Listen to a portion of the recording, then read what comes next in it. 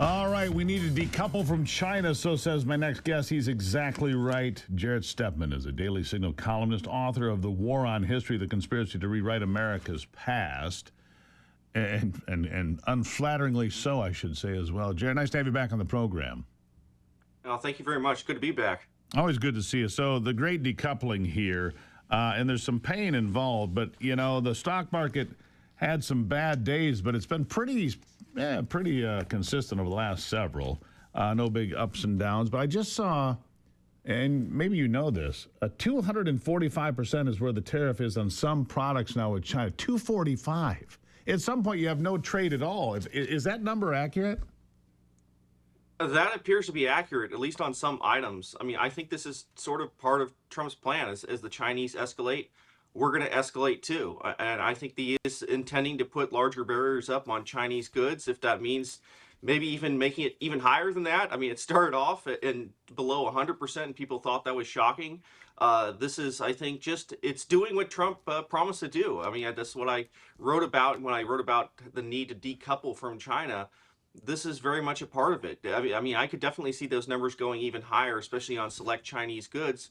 The Chinese have been retaliating. They've been trying to withdraw certain, especially rare earth minerals from the U.S. market. They were doing so even before Trump started this, which I think only actually doubles down on the necessity of what Trump is doing right now. I mean, we can't be beholden to China, to a foreign communist country. I mean, that's ultimately what this is.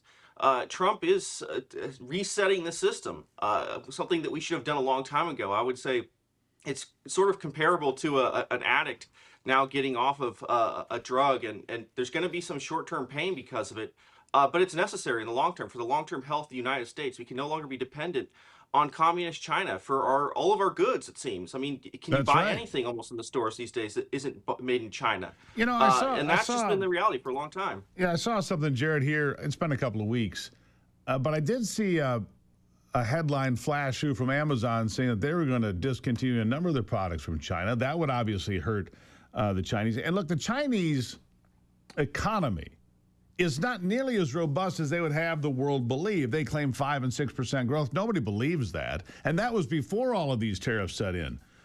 There's trouble in China. So then the question comes back to President Xi.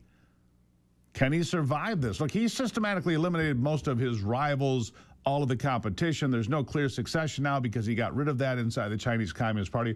But the generals are still generals. I mean, this is dangerous times for him, isn't it?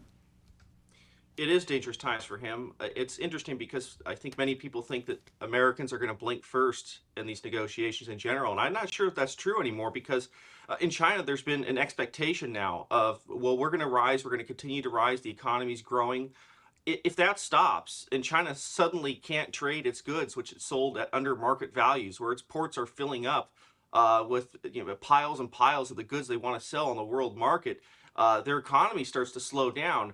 That's a very serious challenge to the communist regime there. I mean, their mandate of heaven comes from the fact that they've increased the economic position of that country. I think that's how they've managed to sustain themselves in the way that the Soviet Union never could. That becomes a severe challenge for them. They have every reason to want to drop these tariffs and make things go as they were before. Again, that's why I think Trump is actually absolutely doing the right thing, especially at this moment where the Chinese economy has showed a lot of weakness. I mean, they need us more ultimately than we need them. They need to sell to the American consumer, as Trump said. And so now China's going to try to dump all of their goods onto other nations, which, of course, those nations aren't going to be too happy with either. They're going to try to dump those goods onto Europe. We'll see how the EU responds to this. But China will ruin your economy, too. It's not just the United States. And I think there are a lot of countries now around the world who want to resist this. Now the United States is showing the way. Absolutely. Look, as was pointed out by a number of folks, China has abused not just the United States, they've abused everybody. They've taken advantage of everybody along the way, right? They've taken advantage of every trading partner they can get. You look at some of the countries in Central America, for example. They came in, built some bridges, made deals, and then completely destroyed their fisheries by going through with nets and netting out the complete fisheries. I've seen this with my own two eyes and had the people in places like Costa Rica explain it to me. I'm like, oh, we got 3 bridges out of that, but they came through with trawlers and netted all of our fish. So China just takes advantage of everybody.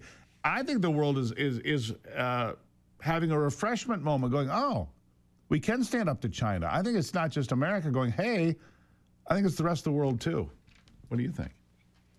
It is. I mean, we should have learned our lesson from COVID, how they restricted goods. They basically gave the world a virus. You know, how they behaved very badly. I mean, I think the media doesn't want to allow people to remember that, but certainly I do. I think Trump does. I think Trump knows how they behaved during that time. I think they want a stronger, more robust America at this time. And Trump is basically saying, you have an option. You can go with China's way of doing things, one that which the law itself is not recognized, in which your intellectual property will be stolen from you. Or you can go with the American way, which is the more stable way, which is the better way overall, which has lifted all these countries up. And I think that making that a real choice now, I think is generally a positive. Yes, there may be some short-term pain for the American consumer and for other countries, but in the long term, it's going to be better for everybody. And I think that's the message Trump needs to go with and continue to stay with. I completely agree. Jarrett Stepman on top of this story, as always. We're going to continue to follow it, but at some point, if you get to 300, 400, 500%, there's just no trade at all. I mean, at some point it just stops, doesn't it? But that puts us in trouble for pharmaceuticals in the short run. Other things we can figure out. India and Vietnam are going to build iPads and other electronics. We've got that figured out. But there's going to be some pain. 20 seconds, last word, my friend.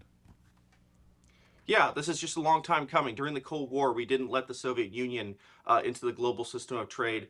I think it was a major mistake in 2001 when we allowed China into the World Trade Organization. We allowed this country that has more people than us, hostile to the American worldview, to American freedom. That should have never happened. Trump's making a correction now, and that's a huge deal. We should all be thankful for it. Jarrett Stepman, always thankful for you being here, sir. Thank you so much. Thank you very much. All right.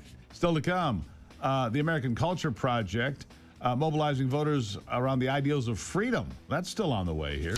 We'll talk about it on the Steve Gruber Show.